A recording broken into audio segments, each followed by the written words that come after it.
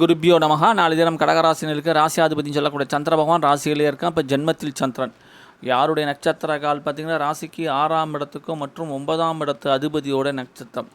பாக்யாதிபதி ராசிக்கு வந்தால் நல்லது. ஆனால் 6ஆம் இடத்து அதிபதி ராசிக்கு வரும்போது கொஞ்சம் கவனமாக இருக்கணும், எச்சரிக்கையாக இருக்கணும், நிதானம். ஏன்னா 6ஆம் இடத்துக்கு 2 பக்கங்கள் உண்டு. ஒன்று ரணருண சத்ருஸ்தானங்கள் இருந்தால் 6ஆம் இடம் தொழில் ஸ்தானம்.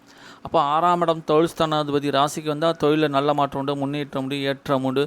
நம்மளை நோக்கி பலவிதமான நீங்கள் இந்த பிஸ்னஸ் செஞ்சால் நல்லாயிருக்கும், இல்லை இந்த தொழிலை செய்யுங்க அப்படிங்கிற மாதிரி நம்ம செய்வதற்கு அதில் உள்ள நல்லது கெட்டதுகளை எடுத்து கூறுவதற்கு நிறைய பேர் வருவாங்க.